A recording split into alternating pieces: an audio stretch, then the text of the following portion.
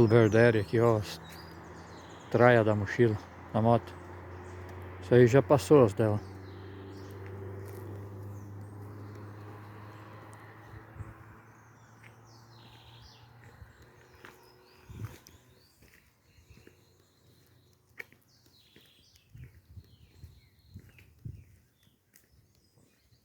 Um restaurante aqui. É lá que é o Monte Claro. Pode ser? Olha que a barragemzinha, aquela que a gente via do lado de cá. Bah, que legal. Ainda bem que eu parei aqui.